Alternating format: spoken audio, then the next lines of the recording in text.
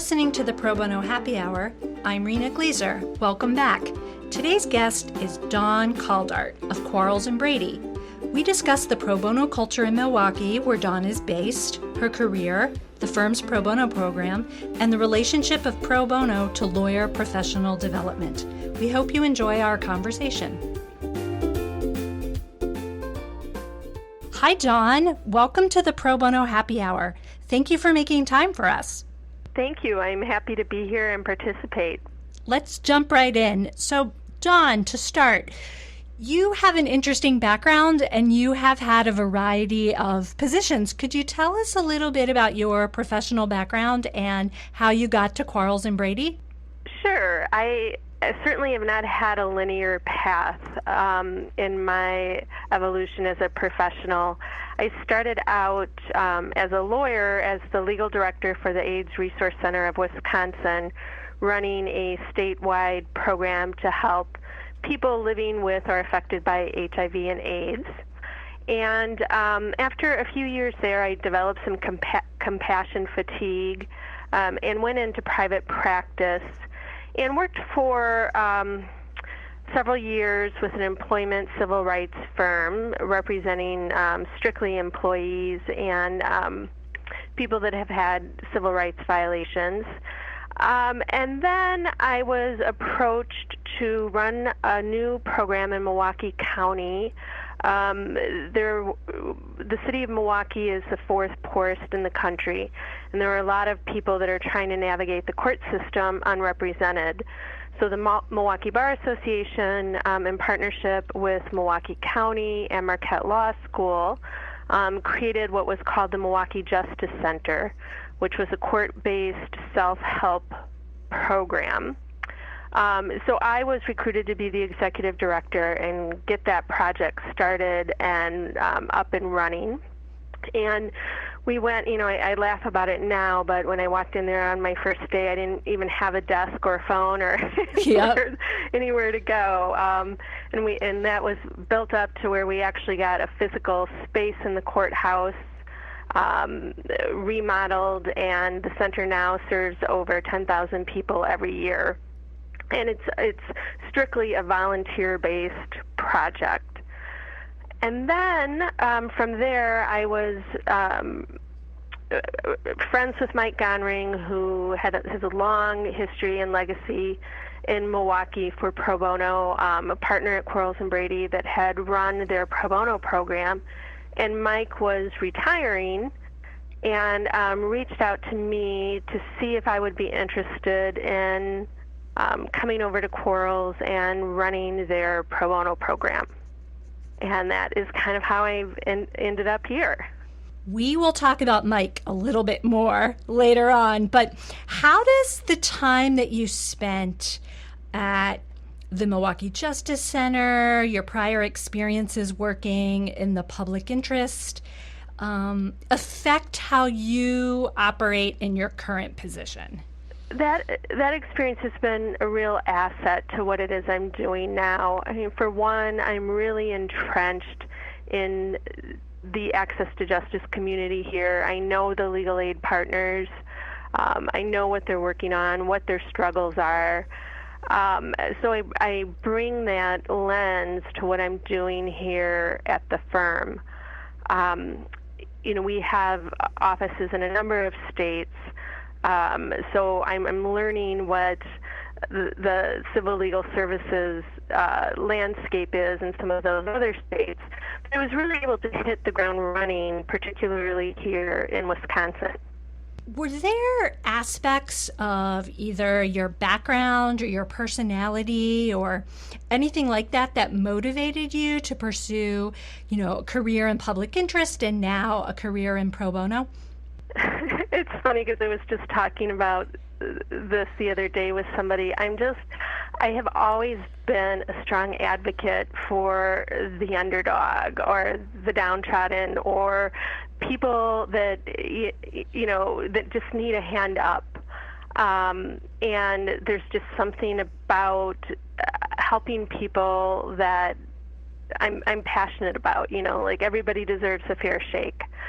And I think, in the work that we do, that's important. Yeah, I think both having passion and having purpose are sort of critical drivers. So those are great things to identify. So we're going to go on a little frolic now. As Dawn, as you know, because we've chatted about this, I think a couple months ago, I have this irrational exuberance for Milwaukee. It it arises from business trips that I made when I was in private practice, and I love that town. But the city was also on my mind, not just in kind of preparing to talk to you and having my happy memories of trips to Milwaukee, but I recently read an amazing book, and we often give pro bono reading recommendations on our blog and the podcast, and this is definitely one. The book is called Evicted: Poverty and Profit in the American City by Matthew Desmond. It's been around for a while. It actually took a while for me to get my hold at the DC Public Library, so I'm a little late to it, but it's amazing. He's a sociologist. I think he's now at Harvard, and he was a MacArthur Genius Grant, one of those amazing people. So, Dawn, are you familiar with this book? Do you know it? I am. In fact, I have it sitting right on the corner of my desk. Yeah. We did not prepare that. That was a sneak attack there. That's amazing. I would say to any listeners, high recommend. It gives amazing insights into a lot of issues, including the functioning and operation of low-income communities. And what he did, basically, he embedded in Milwaukee, in various low-income communities, and he examines the costs, the collateral consequences of evictions, right? What do people go through in terms of time off from work, the fact that then it's hard to get a job if you have an eviction on your record. It's hard to get another apartment if you have an eviction history. You have to pay the cost of the move, but you don't have any money. Just the life choices, the day-to-day struggles that people and families have. Also from the landlord's perspective, they're not all big corporate real estate holding companies. A lot of landlords are individuals trying to make a living by owning properties. And he deep dives into sort of all aspects of the community, including the justice system and housing court. And it reads like a novel. I mean, it's really hard to put down. It's so well written. And for anyone who's interested in social justice issues, even if you aren't super focused on housing issues, I think there's a lot here for you in terms of insights and better understanding of social issues and problems and the obstacles that low-income individuals and low-income populations face. And Milwaukee is just the star, right? Since it's set there, right, I'm sure right. it. And I can tell you, I had a front row seat to all of that at the Justice Center, because families were coming in and they were looking for help and wanting to meet with attorneys to talk about what the process was going to be, what could they expect, what should they do. I mean, and we heard so many sad stories about people whose belongings were left on the side of the curb and everything they own was gone, just wrongfully locked out of their homes. And the exciting thing is, because of Matthew's book, I mean, this is something that the people on the ground here in Milwaukee have been working on for a while, but Matthew's book really helped us get together a collaborative group, including Legal Action of Wisconsin, which is the LSC-funded organization here in Milwaukee, Marquette Law School, the Justice Center, the courts, Quarles Brady is partnering, and we're creating an eviction defense project.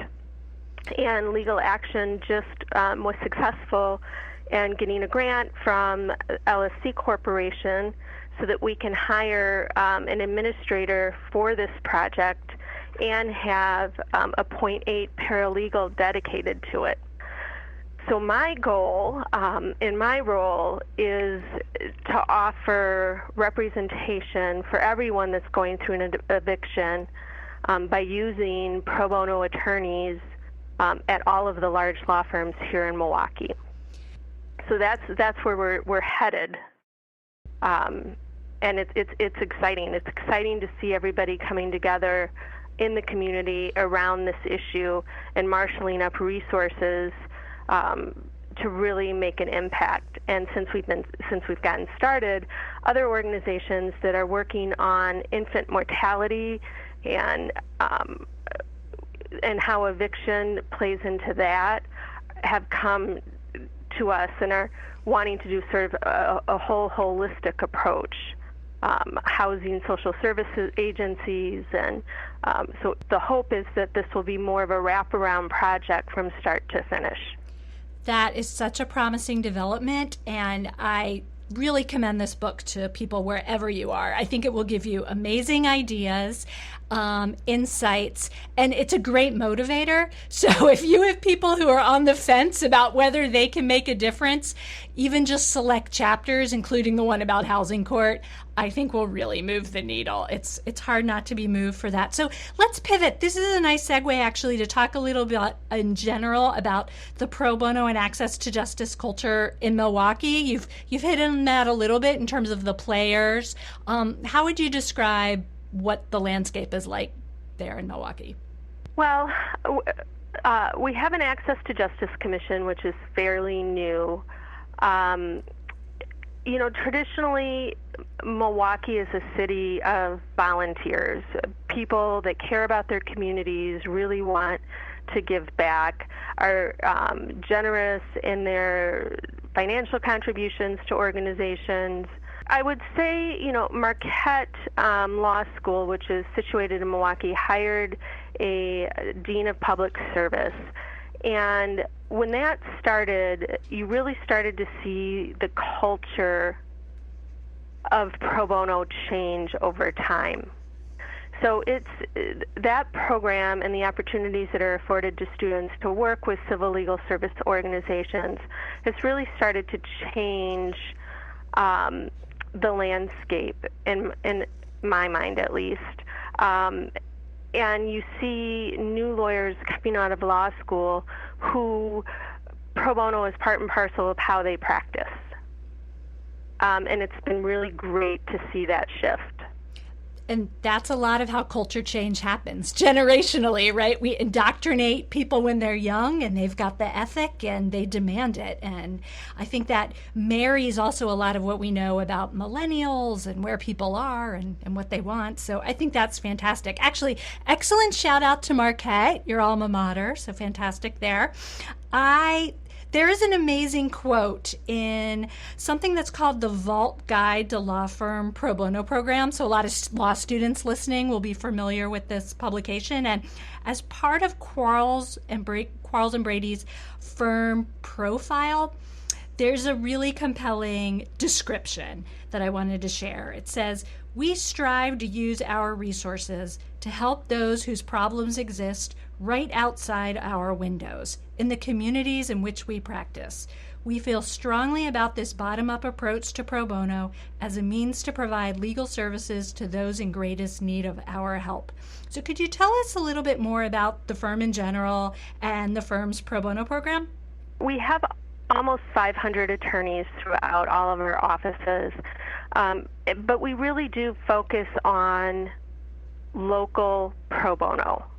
There have been a few exceptions to that with some ABA death penalty cases and the Clemency Project and those types of things. But we really try to take cases and projects that affect people and families where we live and work. That is, the main focus of what we do from a pro bono perspective.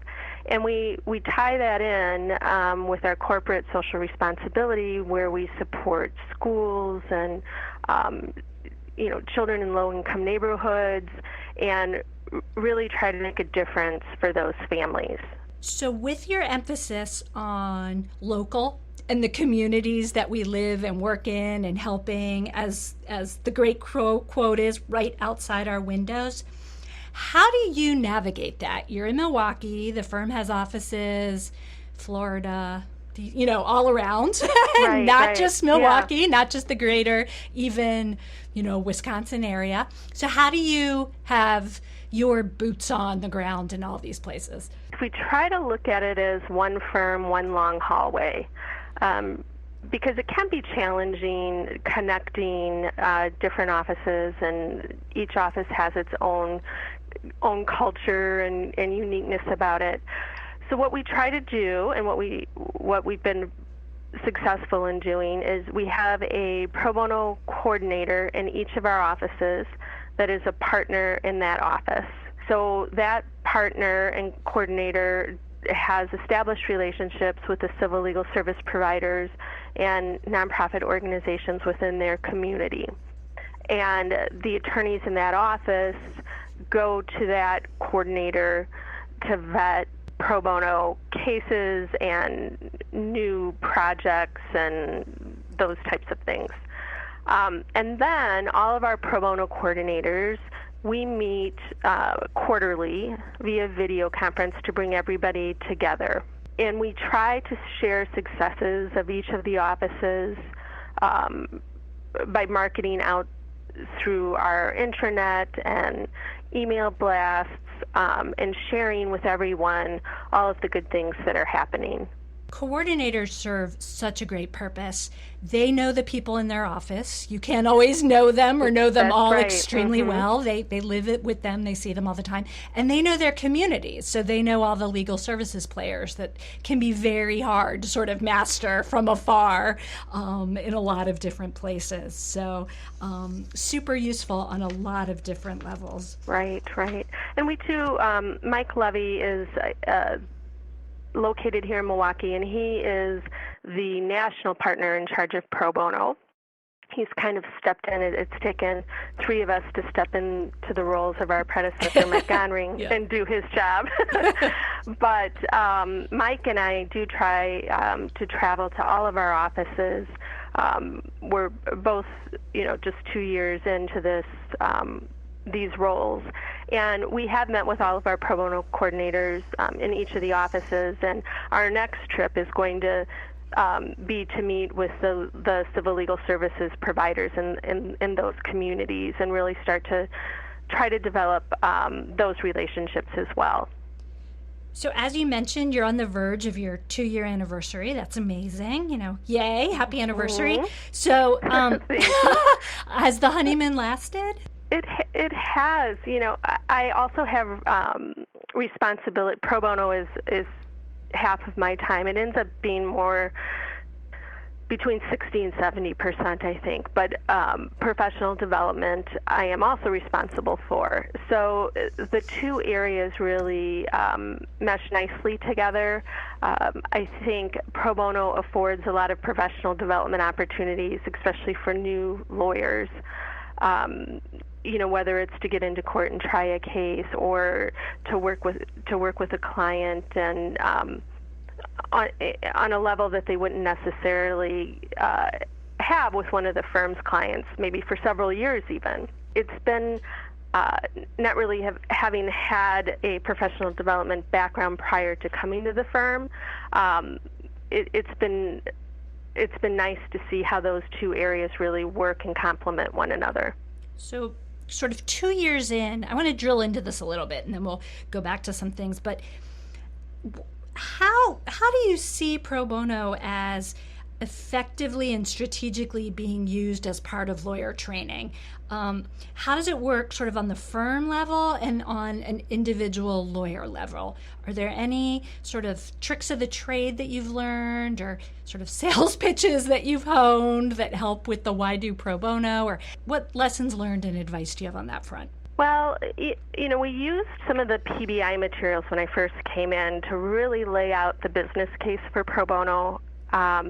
And our clients are expecting it. Our clients are doing it.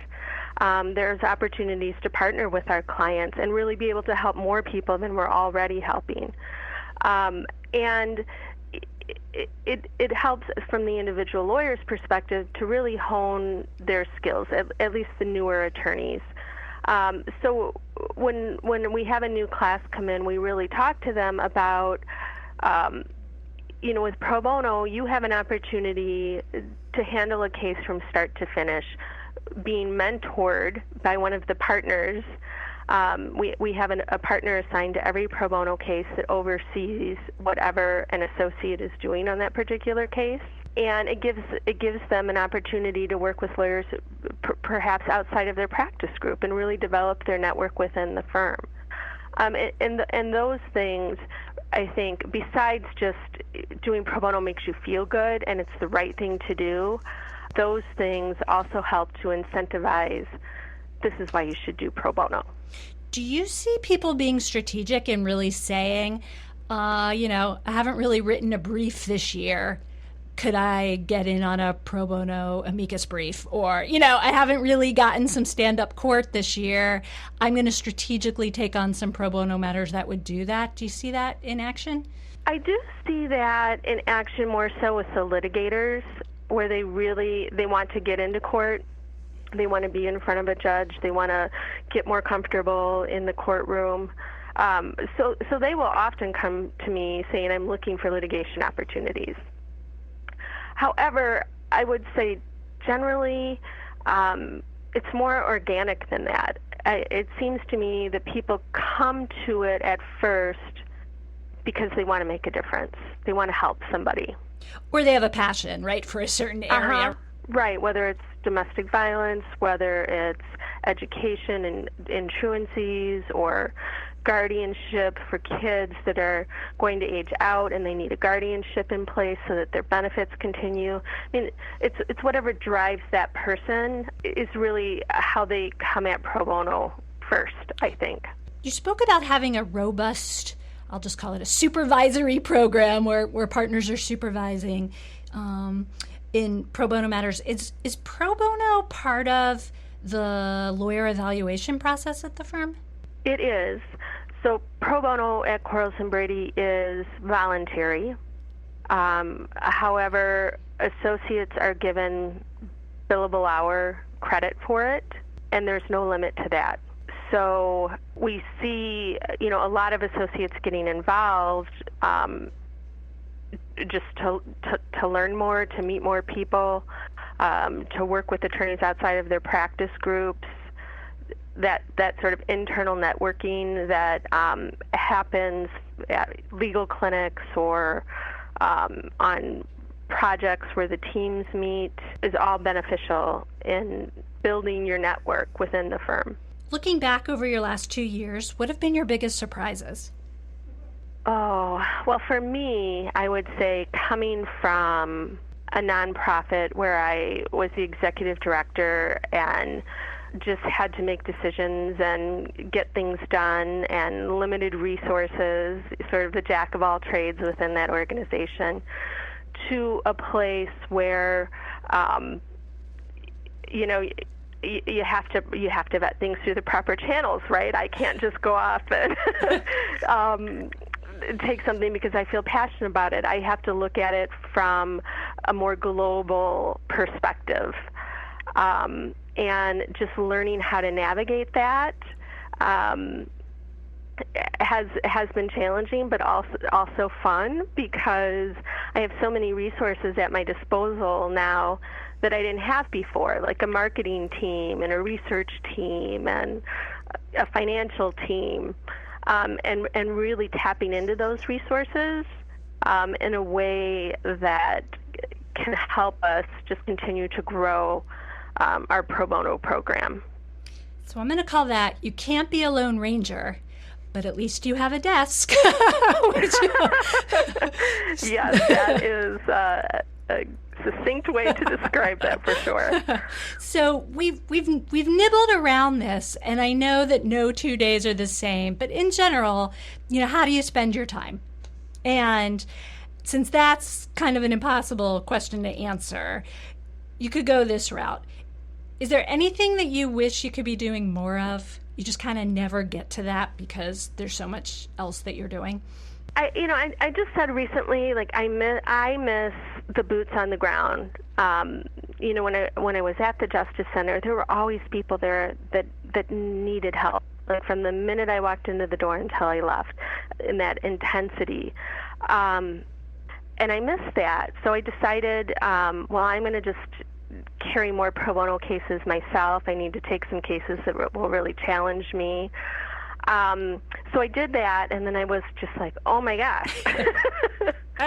You know, after being away from it for a while, and then I'm like, these are real people that have real issues, and I want to do right by them, and I want to focus all of my time on making sure that this comes out the way that's going to be best for this family. So then that was okay, and it helped me understand more how the lawyers in my firm are doing that. How are they managing their active caseload? For me, it's running pro bono and professional development and handling these very different, cases with real people, right? Not just an organization that doesn't perhaps have a face.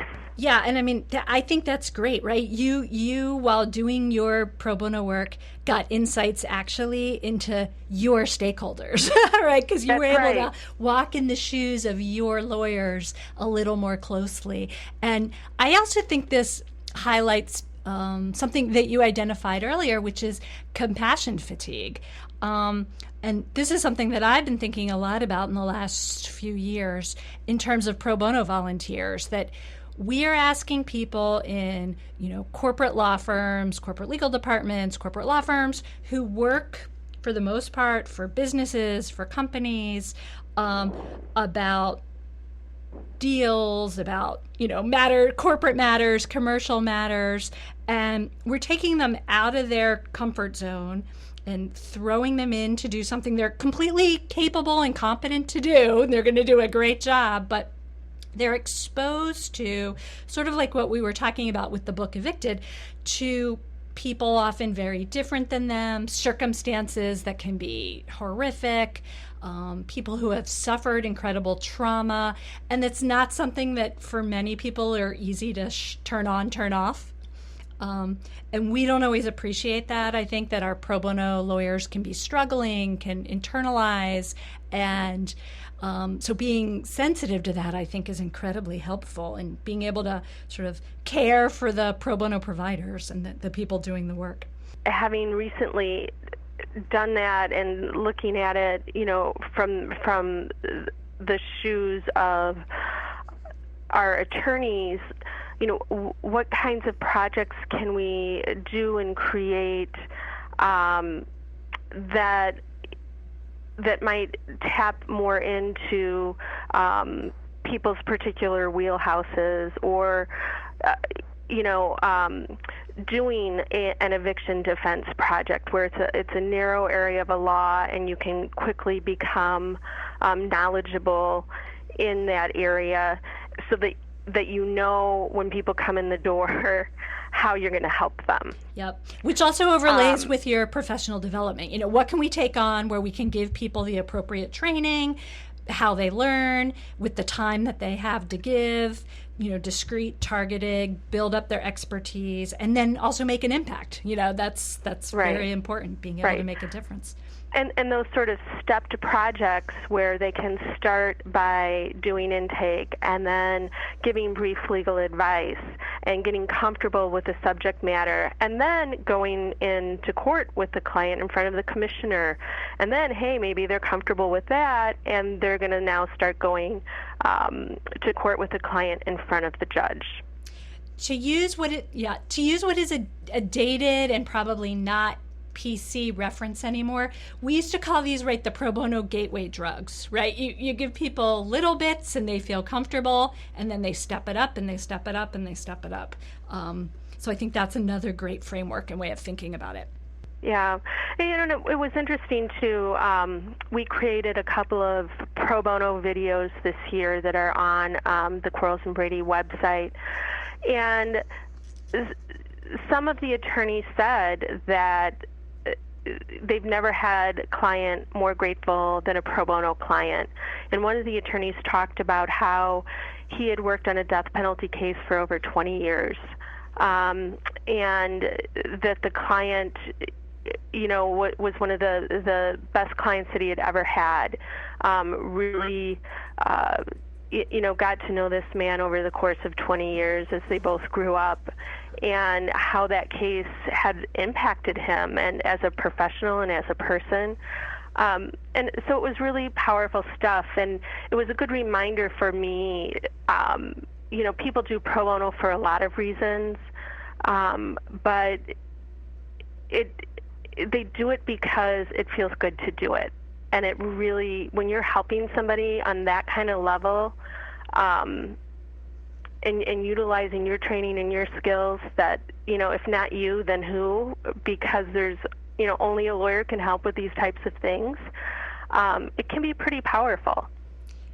It is very powerful, and I would like to plug these videos. I had planned to do this even before you mentioned it. So listeners, if you're interested, go to YouTube. You could search for Why Quarles and Brady Provides Pro Bono Services. That'll bring at least some of them up, and they're really good. They're very well done. So amazing on that. So let's look a little bit to the future. We talked a little bit about your new project with housing in Milwaukee, but what else is on the horizon that you might be able to mention? Tell us about one or two other new things, or one or two short or long-term goals that you have in mind for the program.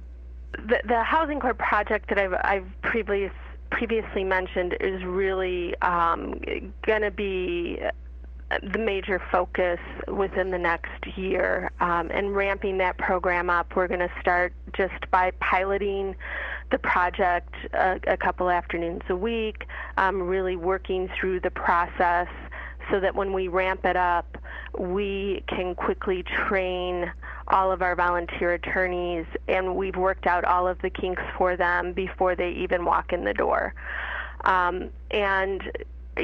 Our long-term goal with that is really to have a permanent presence in the Milwaukee County courts for eviction defense work. So, and working collaboratively with all of the other law firms to make sure that we can staff this. So that is going to be a big time commitment for us. And in our Indianapolis office, we just had an associate there that started up a legal clinic for the Wheeler Mission, which is a homeless shelter. And our attorneys are, taking projects on like that. We had an associate in our Madison office that started a domestic abuse clinic that it was her idea. She figured out how to make it happen, and now it's grown, and a bunch of attorneys are involved, and other attorneys from outside of Quarles and Brady are now getting involved in the project.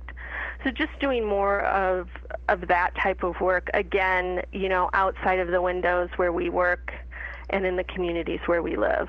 We already talked a little bit about Mike Gonring. We're big fans of his here at PBI, and it was really nice to see that in 2015 the firm honored him.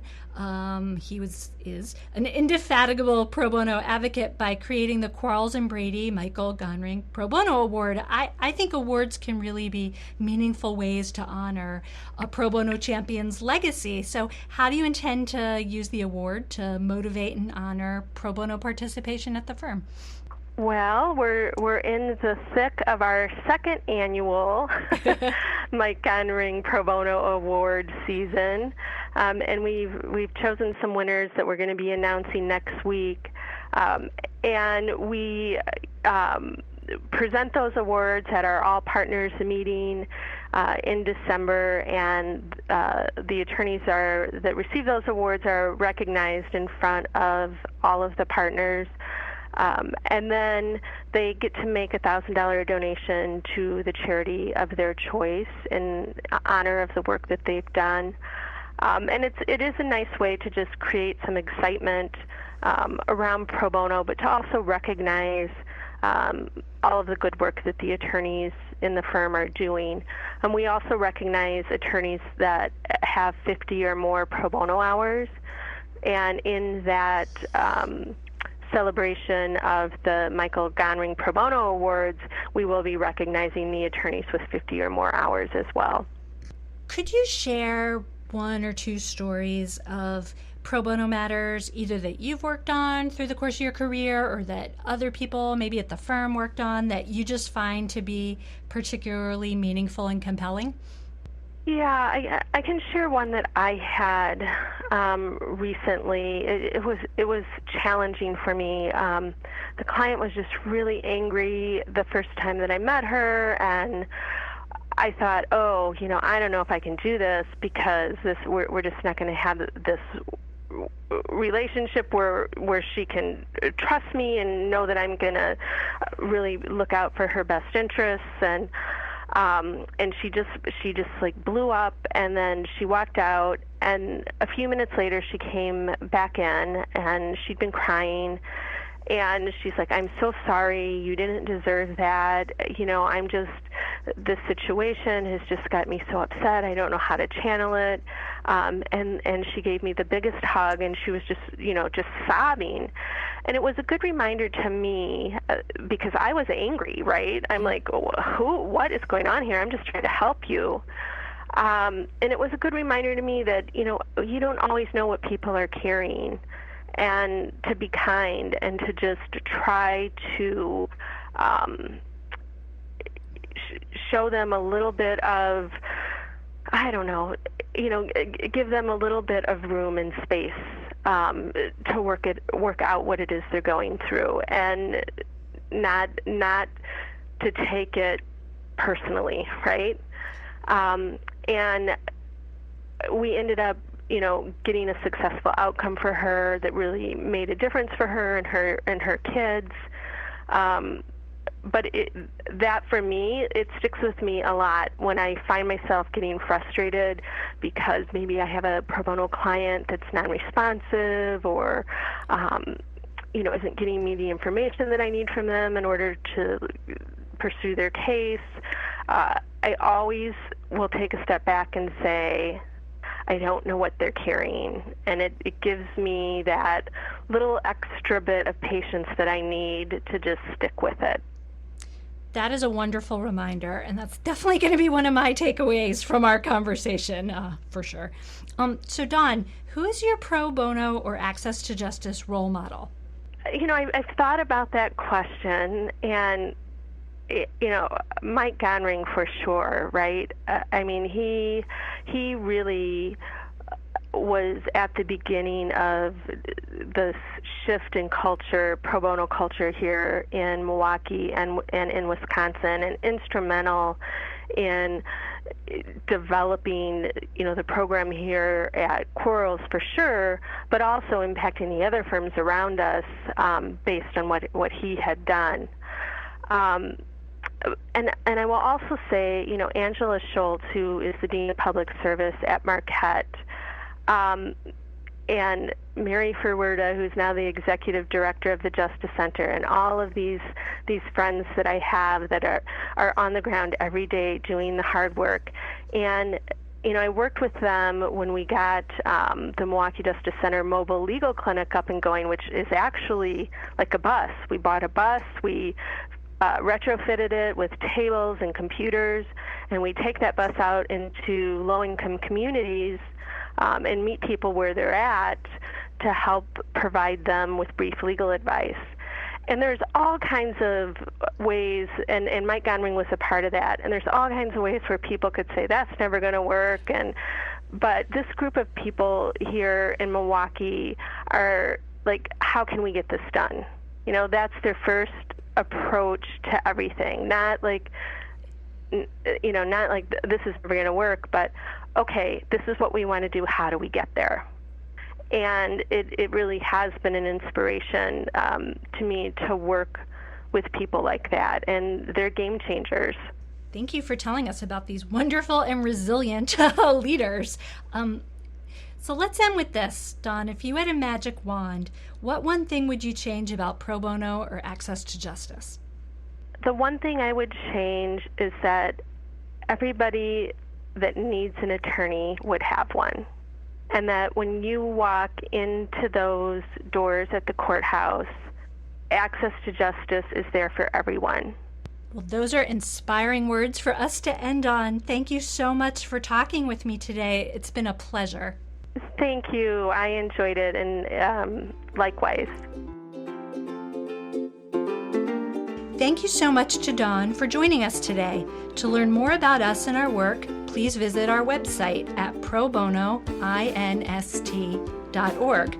A programming note: we're off next week for Thanksgiving. Like many of you, we'll be spending time with family and friends, eating some good food, or in my case, way too much delicious food, watching some football, and giving thanks. This is a holiday that captures our profound notions of gratitude and our impulse to give something of ourselves to others. We're grateful to you, our listeners, our podcast guests, and generous supporters of PBI. And we're also grateful to the pro bono community, all of the lawyers and professional staff who are working every day to promote access to justice and whose pro bono efforts, large and small, are making the world a better and more just place. Thank you, and happy Thanksgiving. New and archived episodes of the podcast can be found on iTunes and YouTube. The upcoming Thanksgiving break might be the perfect time to catch up on any episodes that you may have missed. Thanks to all of you for joining us, and we'll see you next time on the Pro Bono Happy Hour.